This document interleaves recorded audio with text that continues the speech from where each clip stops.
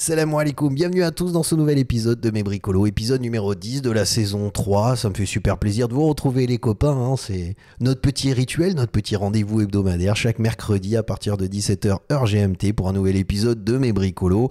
Alors en plus, il n'y a pas très longtemps, il me semble qu'on a changé d'heure, donc c'est un peu compliqué, hein. Donc c'est pour ça que YouTube a bien fait les choses, c'est ça le design. C'est que le meilleur moyen de se tenir informé de chaque nouvelle publication et d'avoir une notification, c'est de s'abonner et de cliquer sur la petite cloche. Comme ça, vous n'avez même pas besoin de calcul à faire dans votre tête. C'est automatique, c'est simplifié. Vive le design.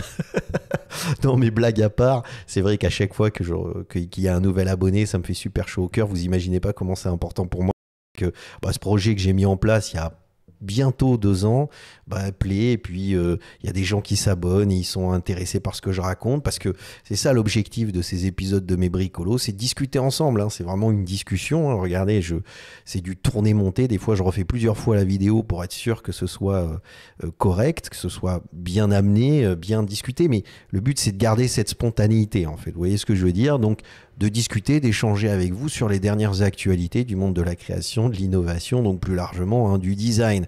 On reste quand même dans ce secteur du design, design produit, design industriel, design graphique, etc. Tous ces métiers du design et aussi de l'architecture.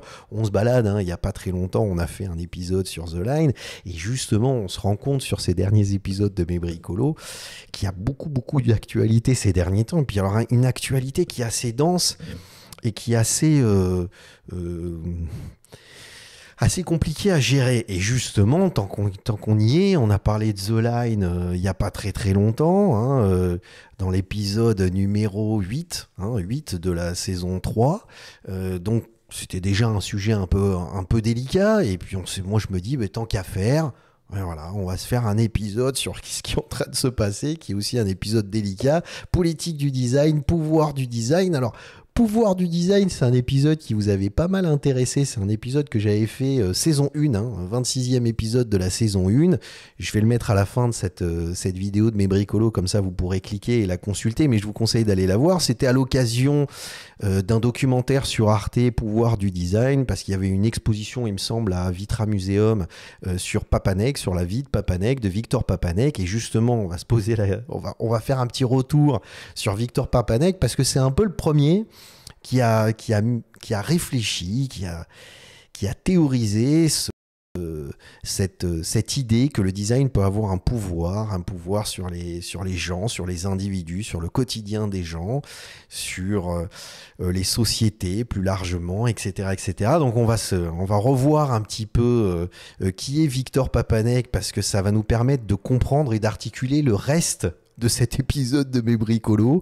Alors vous avez vu dans le titre, on va parler de Kanye West, et justement c'est lié, c'est-à-dire que avec ce qui se passe en ce moment pour Kanye West et toutes les boîtes Adidas, Gap, Vogue, Balenciaga qui ont coupé toute relation, qui ont même arrêté de vendre les produits de Kanye West, là on est complètement dans ce que Victor Papanec avait pointé du doigt et commencé à annoncer. On va parler aussi de ce petit différend entre le Maroc et l'Algérie pour le maillot de l'équipe nationale algérienne. Donc on va juste regarder ça un petit peu d'un point de vue extérieur, d'essayer de réfléchir. Je suis marocain, je suis passionné par le motif géométrique islamique, donc fatalement, voilà, ça va vous permettre de comprendre un petit peu ce qui s'est passé pour ceux parce que alors au Maroc, on n'a pas arrêté d'en parler, en Algérie, je pense aussi, peut-être qu'à l'étranger, vous en avez moins entendu parler, mais ça vaut le coup de regarder ça parce que c'est très intéressant. Et pareil, c'est Victor Papanec avait prédit d'une certaine façon ce genre de problématique qui pouvait se passer. Et on va terminer par une petite actualité croustillante qui vient de tomber sur The Line, et toujours pareil, qui est dans cette polémique autour de projets créatifs, de projets de design, parce qu'on voit que ça prend une ampleur pas possible. Donc on va commencer cet épisode de Mes Bricolos par Victor Papanec. Alors on va essayer de faire rapide, d'accord, parce que il y a plein de choses qui existent, de documents qui existent sur Victor Papanec. Il y a plein de choses qui ont été écrites. va avoir justement notamment un article qui a été écrit qui nous permet un petit peu de revoir qui est cet individu Victor Papanek. Je trouve que c'est dommage parce que Wikipédia souvent fait des bios assez courtes sur des théoriciens du design et des gens qui ont eu un regard assez important sur justement ce que c'est que le design, à quel moment on peut parler de design et l'évolution du design, ce que ça représente dans sa globalité, parce que c'est aussi ça qui est intéressant, c'est de le réfléchir en termes d'impact que ça peut avoir sur les sociétés, sur les individus. Et donc Victor Papanek est un designer austro-américain né à Vienne en 1923 et mort en 98, donc il y a une vingtaine d'années. Mais il a vécu en fait tout l'avènement du design finalement, tout le design contemporain du XXe siècle, avec toute l'émergence de toutes ces créations qui sont devenues aujourd'hui iconiques. Donc il a vu, si vous voulez, d'une certaine façon, l'émergence du design moderne, industriel, tel qu'on le connaît aujourd'hui.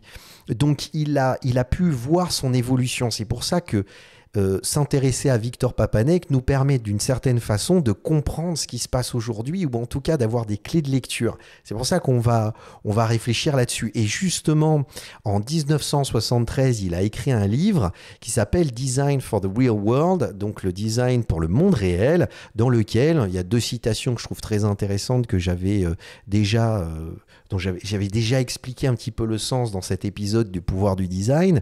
Le design est devenu l'outil le plus puissant avec lequel l'homme forme ses outils et son environnement. Donc vraiment, ce qu'il explique, c'est que dans ce monde contemporain dans lequel on vit, c'est vrai que le design prend une place énorme. La seule différence, c'est qu'à l'époque où il a écrit ce bouquin en 70, on n'était pas encore dans la mondialisation. Sauf que là, l'impact est gigantesque, justement. Donc il y a une démultiplication de cet impact. Et il continue par dire, le designer n'est alors logiquement rien de plus rien de moins qu'un outil mis entre les mains du peuple. Donc là, c'est très intéressant parce qu'il explique que finalement, vu l'impact que le design peut avoir, c'est un outil mis entre les mains du peuple pour améliorer ce quotidien, pour essayer d'avoir une démarche sociale, une démarche humaniste intéressante. Mais ça, c'était un peu idéalisé finalement dans les années 70. Ça montre une époque, une période, mais c'était complètement idéalisé parce que maintenant, aujourd'hui, le design, très honnêtement, il n'est pas mis entre les mains du peuple, il est mis entre les mains de multinationales qui se servent justement du design pour essayer de vendre plus de produits, d'essayer d'avoir une démarche, d'avoir aussi un message politique et un message idéologique qui soit diffusé le plus largement. Donc c'est là où ça devient intéressant et c'est pour ça que cet épisode s'appelle Politique du design, parce que c'est vraiment la question aujourd'hui qui se passe avec la mondialisation et ce qu'on remarque et ce qu'on voit.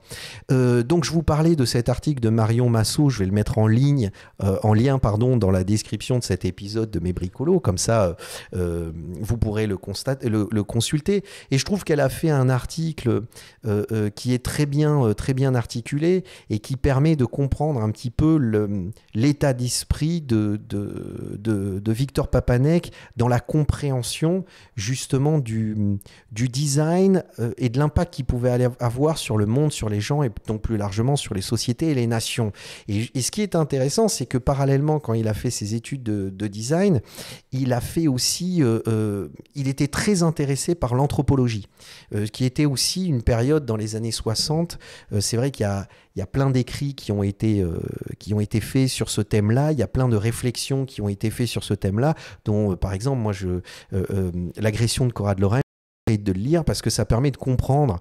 Quand on est designer, on s'intéresse aussi à justement au phénomène de comment voilà, l'homme interagit avec son environnement, avec les gens autour de lui. Donc il y a cette question-là qui revient systématiquement. Et c'est vrai que c'est intéressant de le penser et de l'intégrer dans une démarche plus large de design.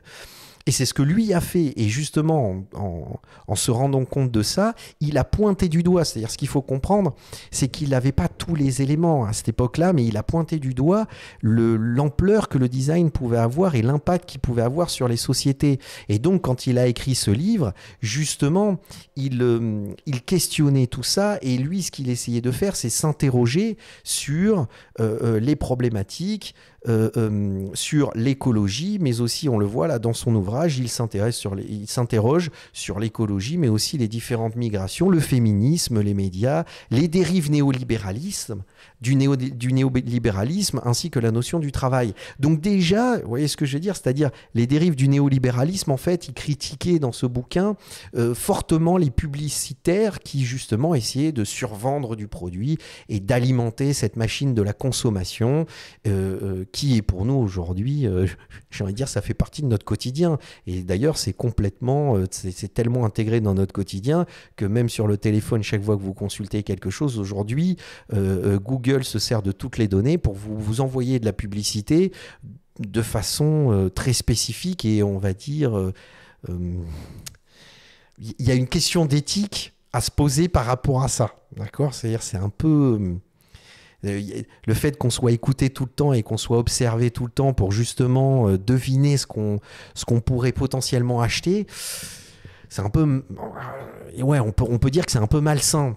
Il y a une question d'éthique et lui, c'est ce qu'il soulève comme question déjà à l'époque, alors que c'était pas encore présent. Il posait cette question d'éthique dans le design et de réflexion parce qu'il se rendait compte à quel point ça pouvait avoir un impact monumental. Et donc, évidemment, quand on fait ce point sur Victor Papanek et qu'on découvre un petit peu cette démarche, ce qui est intéressant de noter, et justement, ça va me permettre d'introduire cette problématique qui se passe avec Kanye West, c'est qu'il avait totalement pris conscience de l'ampleur et de la mesure que pouvait prendre le design, donc le designer, dans une démarche sociale, dans une démarche politique et dans une démarche idéologique. Et c'est là où on arrive avec cette histoire de Kanye West, que moi j'ai suivi par Hypebeast. Alors Hypebeast, c'est un site internet, ils ont un compte Instagram qui parle de la mode urbaine. Donc forcément...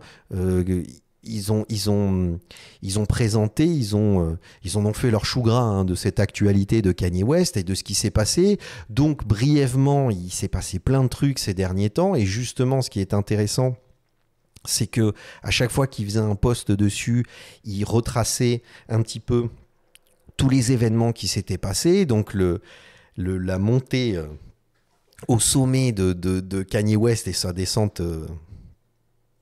Je ne sais pas si on peut dire aux enfers, mais en tout cas, ben voilà, il signe en 2013 avec Adidas, il sort, là, ça fait un carton quand il s'est pointé à comment ça s'appelle, aux Grammy Awards, ça se passe super bien chez Adidas, il fait un super documentaire et il est numéro 1 sur Forbes pour l'artiste, le designer le mieux payé, donc ça c'est quand même assez incroyable, j'arrive plus à trouver la petite flèche, voilà. Ici, donc, il sort la Foam Runner. Enfin, on voit que c'est une montée en puissance. Et puis après, il y a pas mal de choses qui se passent. Il y a sa controverse qui se passe avec des discours que tous les commentateurs, les journalistes disent antisémites. Il s'est pointé avec un t-shirt White Lives Matters. Donc, en fait, il a fait plein de choses. Il a dit plein de choses, il s'est positionné de façon très personnelle et très individuelle sur justement ce qui pouvait se passer dans le monde et lui, selon lui, tous les problèmes, il a soulevé les problèmes en identifiant des individus et des communautés. Encore une fois, moi, le but du jeu, c'est pas de faire la morale, hein, c'est pas du tout ça. Ce qui m'intéresse dans ces épisodes de Mes Bricolos, c'est pas être là en vous disant allez faire votre recherche, ayez votre propre avis, écoutez. Enfin, moi, la seule chose que je peux vous conseiller, c'est d'écouter toutes ces vidéos où justement Kanye West parle en direct et explique sa réflexion et sa pensée, et faites votre propre avis par rapport à ça. C'est intéressant de le faire comme ça plutôt que de l'écouter. Ah, il a dit ça. Allez voir directement ce qu'il raconte finalement. Et ce qui se passe, qui est assez rigolo, c'est que sur la page de Kanye West, contrairement à celle de Wikipédia, mais contrairement à celle de Victor Papanek, c'est celle de Kanye West, c'est festival, hein, c'est n'importe quoi. C'est la guerre à l'intérieur de cette page de Wikipédia, parce que je ne sais pas si vous le savez, mais en fait, Wikipédia est une encyclopédie mondiale où chaque internaute peut rajouter des informations et corriger si... voilà. Et alors, tout ça doit être documenté, soi-disant, avoir un appui. Mais en fait, on se rend compte qu'il y a beaucoup dès qu'on arrive sur des polémiques, hein, d'ailleurs on a un paragraphe énorme sur les polémiques de Kanye West, sur les White Lives Matter dernièrement et sur les propos et publications antisémites que Wikipédia, donc les internautes définissent comme antisémites, et pareil sur le White Lives Matter. On sent que là, il y a un positionnement, c'est-à-dire il y a quand même un parti pris, et donc ils se font la guerre. C'est ça ça se supprime, ça se rajoute. Enfin bon, c'est assez dingue parce que justement, ça crée une polémique absolument incroyable et cette polémique devient mondiale. On l'entend absolument partout. Alors, faut remettre les choses en place. Ce mec-là est un rappeur, un artiste, un rappeur qui s'est lancé dans le design et qui est indéniablement un designer. Et justement, j'avais fait un épisode sur la foam runner de Kanye West et je vous conseille d'aller voir cet épisode parce que pour moi, cet objet, cette chaussure est iconique, va devenir une icône du design de par ce qu'elle a apporté dans son style, mais aussi dans son mode de fabrication, toute cette ingéniosité qui a été développée pour sa fabrication. Et j'en ai parlé dans l'épisode 2 de la saison 3. Donc je vous conseille d'aller voir, je la mettrai en lien aussi à la fin de cet épisode ou dans la description. Mais en fait, en gros, ce qui se passe, c'est que c'est indéniable, Kanye West est un designer, il a une approche de design. Quand vous écoutez son discours sur les objets qu'il a créés, c'est un discours qui est parfaitement cohérent et qui regroupe toute la réflexion du designer. C'est-à-dire, et c'est ce que Victor Papanek expliquait, c'est que ce n'est pas uniquement du style et avoir cette logique de on va améliorer le quotidien des gens et on va essayer, ça c'était un peu justement un discours idéalisé, c'est un discours complet sur l'ergonomie, la fonctionnalité, l'impact, le prix de vente pour justement rendre accessibles ces produits de grande consommation. Donc il avait une vision globale, une vision qui finalement adhère complètement à ce que Victor Papanek avait défini, avait pointé du doigt, avait expliqué dans Design for the Real World, le livre qu'il a écrit. Et justement, on est complètement dans cette logique de cette politique du design. Et ce qui s'est passé, c'est que après les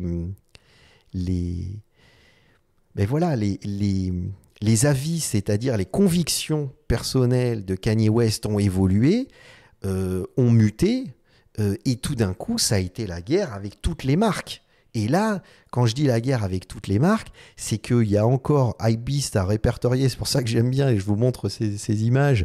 Il a répertorié toutes les marques qui ont arrêté de bosser avec lui. Donc il y a Balenciaga, Adidas. Alors, il faut bien comprendre, dans le cas de Balenciaga, c'était plutôt une collaboration. Parce que Kanye West n'a pas dessiné des objets avec Balenciaga, mais ils travaillaient ensemble d'une certaine façon, parce que toute la collection Gap a été faite en collaboration avec Demna, qui est le designer de Balenciaga, et Kanye West. Ils l'ont fait ensemble. Et d'ailleurs, ce qui est intéressant de noter, il y a justement, je vous conseille, pareil, je le mettrai en lien, Bliss Foster, qui est un YouTuber qui commente en fait toute cette actualité de la mode, un peu comme je fais avec le design. Et il a fait une vidéo complète sur cette collaboration Demna Kanye West pour Gap. Et il explique très très bien toute l'intelligence du projet, toute la démarche créative qui a été mise en place par les deux designers Demna et Kanye, et comment ça s'intègre parfaitement dans l'ADN de la marque que je connaissais pas et ça a explosé. Et ce qui est intéressant de remarquer, c'est que Kanye, à chaque fois qu'il a commencé à faire un projet avec une marque, donc là en l'occurrence avec Gap ou dans le cas d'Adidas, ça a complètement cartonné, ça a explosé. C'était sold out, c'était en rupture de stock absolument partout, quoi. C'était un truc de dingue. C'était vraiment un truc de dingue. Donc, ce qui est intéressant de voir là-dedans, et c'est pour ça que je fais un focus sur cette particularité-là, c'est que avec l'idéalisation, les réseaux sociaux, la possibilité d'avoir accès à l'information partout, un individu comme Kanye, c'est la première fois dans le monde que un designer vivant a un impact aussi global et aussi mondial. Je ne sais pas si vous voyez ce que je veux dire. C'est-à-dire, vous pouvez aller dans n'importe quel pays dans le monde, vous parlez de Kanye, des Yeezy ou ce genre de choses. D'une certaine façon, on connaît. C'est pas un mec anonyme dans un coin qui développe des projets. C'est-à-dire que moi, ce que j'aime bien faire, c'est aller découvrir les créateurs, ce qui sont en train d'être faits. Mais la plupart du temps, Et c'est aussi ça à quoi sert cet épisode de Mes Bricolos, c'est de communiquer sur des créateurs qui sont peut-être pas connus et vous les faire connaître. Parce que c'est aussi ça qui est intéressant, c'est découvrir ce qui se passe dans le monde du design. Alors que lui, c'est international, c'est mondial. Ça a un impact complètement dingue. Donc on se retrouve bien embêté quand tout d'un coup, tu as Kanye qui est vendu dans le monde entier, tout le monde souhaite s'acheter ses chaussures, ses trucs, ses machins et tout ça, et puis que tout d'un coup, il arrive avec des propos qui ne correspondent pas à la philosophie de la marque, par exemple d'Adidas, là, tu te retrouves un petit peu embêté. Tu te retrouves embêté. Et c'est là où on est complètement et je pense que Victor Papanek, et c'est pour ça que je vous en ai parlé au début, il n'avait pas imaginé à quel point l'amplitude et la dimension que ça pouvait prendre. Parce que là, ça a pris une amplitude et ça a pris une dimension qui est gigantesque. Je crois qu'il n'avait pas mesuré. Il s'était rendu compte du pouvoir et de la force que le designer pouvait avoir dans le quotidien des gens, mais je crois qu'il n'avait pas mesuré l'amplitude que ça pouvait avoir. Et l'impact, et avec les réseaux sociaux, tout ce qui se passe, la mondialisation, cette facilité d'accéder à du contenu, etc. Évidemment, ça fait exploser les marques, ça leur donne la possibilité d'avoir une emprise sur le monde, tout simplement, mais aussi les créateurs, les designers et les artistes. Et voilà, et là on se retrouve avec des marques qui ont des logiques commerciales très définies, qui ont des besoins de rentrer de l'argent pour les actionnaires, etc. etc. Et avec des créateurs, des artistes qui, eux, n'ont pas le même agenda, n'ont pas la même logique, gardent d'une certaine façon leur indépendance créative. Et là, Yeezy a donné son avis et a tout envoyé balader. Et là, Adidas se retrouve, c'est le problème, parce que, alors Adidas disent que ça ne représente pas beaucoup en termes de chiffre d'affaires, la marque Yeezy, mais en attendant, l'impact est quand même très important chez Adidas, hein. En termes de vente, en termes de notoriété, en termes de produits vendus, c'est quand même pas mal. Donc, vous comprenez la problématique aujourd'hui. C'est-à-dire, moi, je suis pas là en train de parler des propos, je dis de la façon dont ça se passe. Et c'est ça qui est absolument incroyable. Et je l'avais plus ou moins expliqué déjà dans un épisode précédent de Mes Bricolos où je vous avais expliqué la création, l'innovation, la création, plus que l'innovation, mais la démarche créative, c'est pas une science. On apprend des méthodes de création, mais c'est pas une science, c'est une conviction. C'est-à-dire, on est convaincu par ce qu'on fait et on veut le partager. Et puis après, on trouve des marques. Moi, ça a été mon cas au Maroc ou à l'international, des marques qui vous suivent et qui sont prêts à faire exister ce que vous avez dans la tête et toute cette vision, en fait. Et ils adhèrent à votre vision et ils vous permettent de rendre ces objets réels et puis de pouvoir voir l'impact qu'il peut avoir sur les gens. Donc, on s'en rend bien compte, c'est ce que j'avais fait avec le meuble Zélie, c'est ce que j'ai fait avec plusieurs de mes créations. Quand je travaille sur des scénographies, on est complètement dans cette logique-là. C'est-à-dire la politique du design, le pouvoir du design, est indéniable. Et là, on en mesure son amplitude avec cette histoire de Kanye West.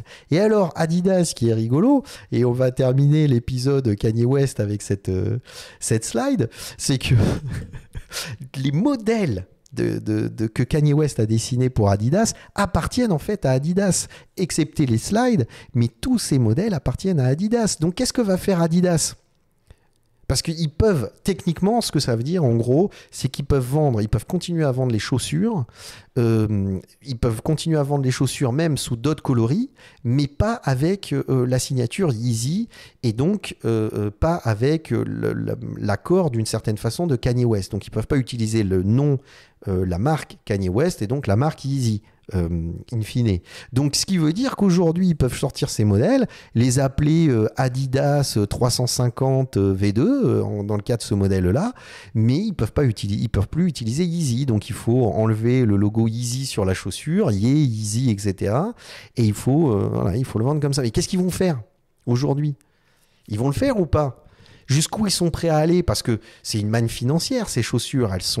Elles sont très bien dessinées, elles ont eu un impact énorme, elles ont questionné la chaussure, elles ont eu le mérite plus que ce qu'a fait Virgil Abloh d'ailleurs, parce que Kanye a complètement redessiné et repensé la chaussure, donc elles ont eu un impact et elles ont modifié la perception qu'on a de la basket. Alors évidemment, pour ceux qui sont passionnés comme moi de sneakers, hein, parce que j'arrête pas de faire des épisodes là-dessus, parce que pour moi c'est un objet industriel avec son taux de renouvellement qui nous permet de vraiment visualiser les tendances présentes et à venir.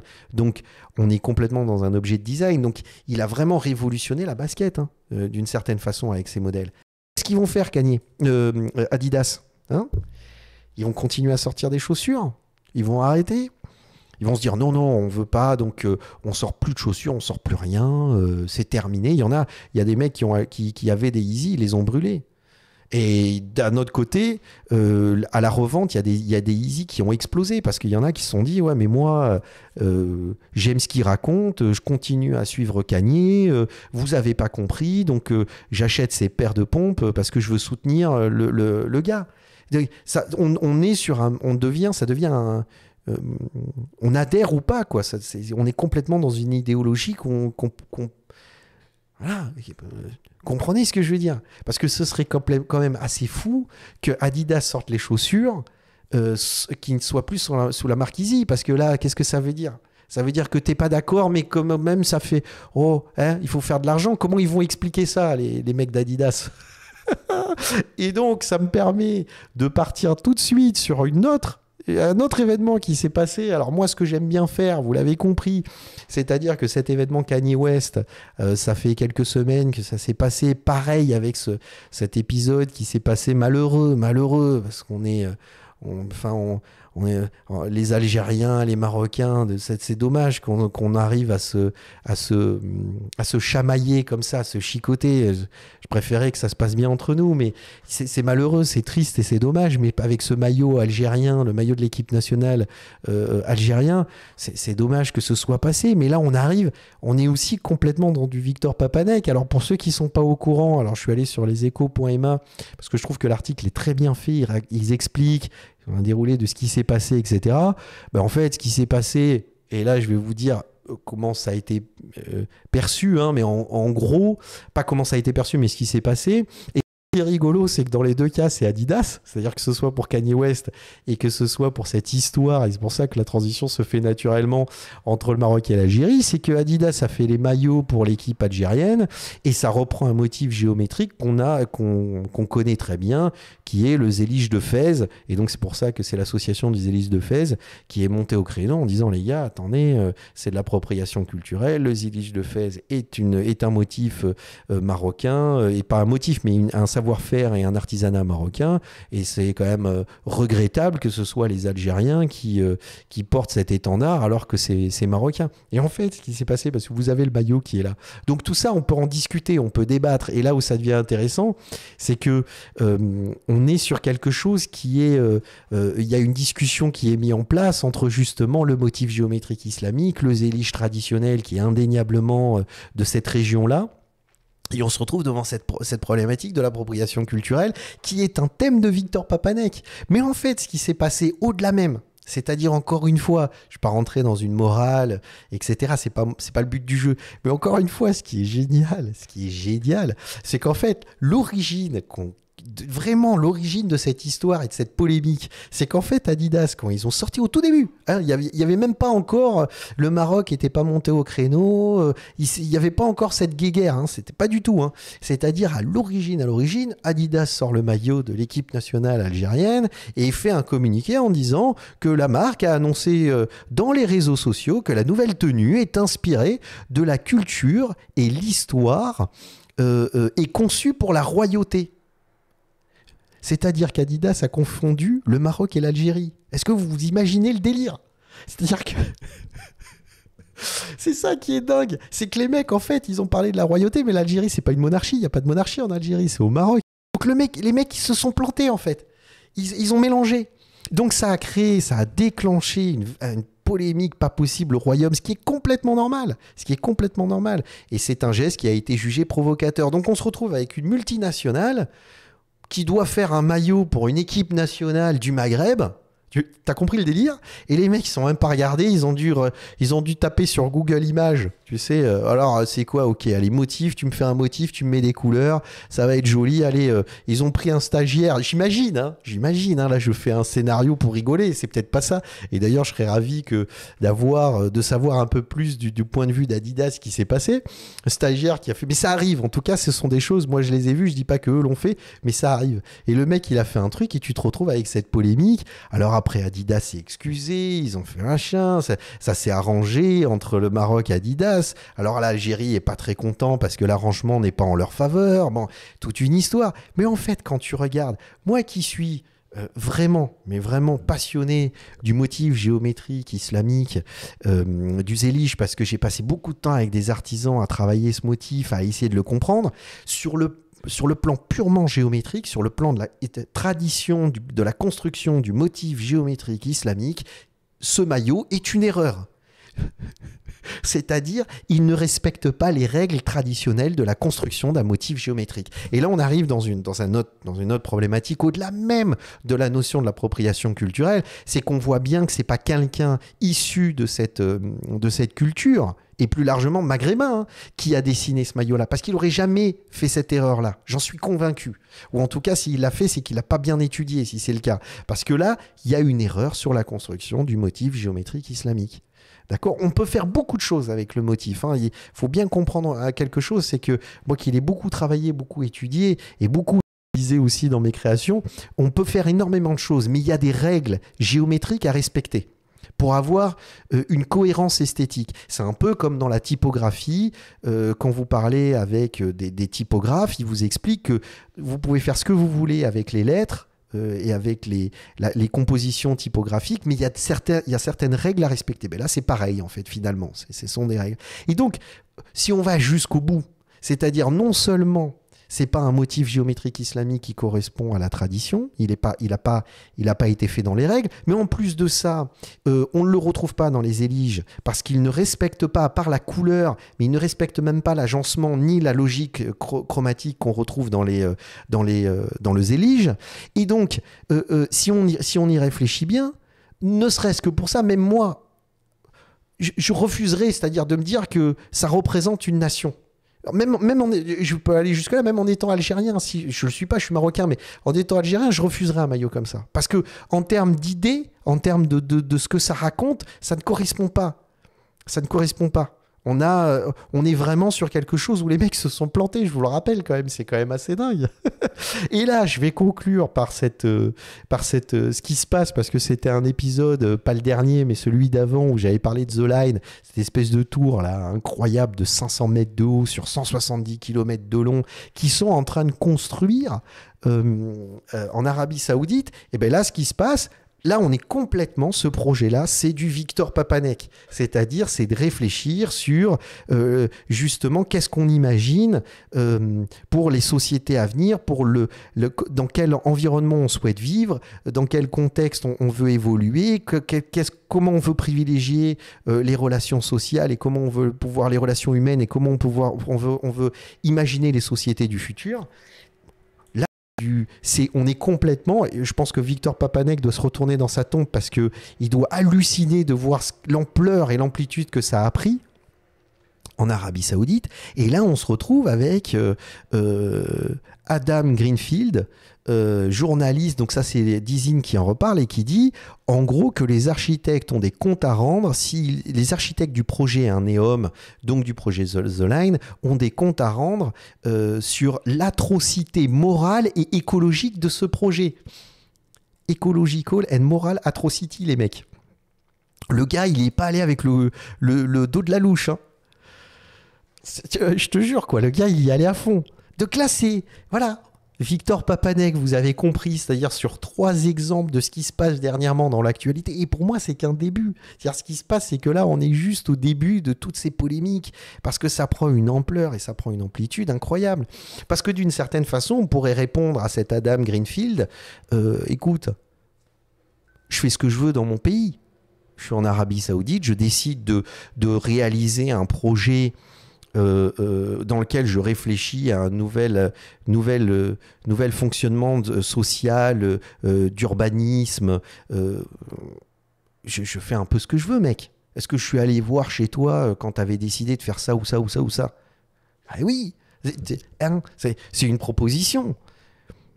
On peut la commenter, on peut la critiquer, on peut arriver avec une force de proposition, c'est-à-dire développer de façon personnelle une réponse à ce projet-là, mais commencer à appeler les architectes en leur disant, les mecs, vous avez une responsabilité morale et écologique, parce que si vous validez cette atrocité, oui, enfin bon, t'as la bouche remplie de mots, mais en attendant, ils font un peu ce qu'ils veulent, mec, parce que t'es pas là à dire, enfin moi, très honnêtement, ce que je pense, encore une fois, et c'est ce que j'essaye d'expliquer dans ces vidéos de mes bricolos, c'est que c'est bien mignon de faire de la morale aux gens, mais à un moment donné, si t'es pas d'accord avec Kanye West, t'achètes pas ses chaussures. D'accord? C'est tout. Ok, si t'es pas d'accord avec eux, bah tu vas pas en Arabie Saoudite et puis tu t'en fous, d'accord. Tu peux soulever la problématique, hein, je dis pas, tu peux en discuter, tu peux machin, mais commencer à dire que à pointer du doigt certains individus et à dire ouais, faut pas faire ci, faut pas faire ça et tout ça, là on commence à rentrer dans quelque chose. Et je pense que là, s'il y a des théoriciens du design qui nous écoutent, c'est le moment d'écrire des manifestes. Vous êtes les prochains Victor Papadec, les gars. Donc tout ça, j'espère que cet épisode de mes bricolos vous a plu, parce que l'idée c'est un peu de papoter ensemble et de discuter. Mais tout ça pour dire que voilà, on est dans une époque absolument incroyable où il y a plein de choses qui se passent, c'est hyper intéressant, et il y a plein de... On remarque à quel point la politique du design, l'idéologie du design, le pouvoir du design est énorme, et avec la mondialisation, on prend une ampleur gigantesque. Les derniers projets comme The Line, ce problème entre Adidas, le Maroc et l'Algérie, qui est vraiment malheureux et qui montre encore une fois que c'est même pas un problème. Alors on sait qu'il y a des différends entre le Maroc et l'Algérie, mais là on n'en est même pas là. On en est dans une marque qui sait même pas. Enfin, ouais, on va faire un maillot pour une équipe maghrébine, quoi. T'imagines le délire, quoi. Et de l'autre côté, avec Kanye West et ce qui se passe et la façon dont les marques arrêtent net, coupent, commencent à lui tomber sur la tronche, etc. Alors qu'ils ont fait quand même pas mal de fric avec ce mec. Et moi, la grande blague, c'est que je vous jure que si demain, il y a Adidas qui décide de ressortir les chaussures que Kanye a dessinées en enviant Kanye West, je ferai un épisode de mes bricolos parce que ça nous donnera l'occasion d'en discuter et de débattre sur ce sujet. Allez, je vous laisse. C'est la fin de mon blabla. Il y a les épisodes qui s'ouvrent à gauche et à droite. Je vous laisse découvrir tout ça et on se retrouve très prochainement pour un nouvel épisode de mes bricolos. Pslema à tous et à bientôt.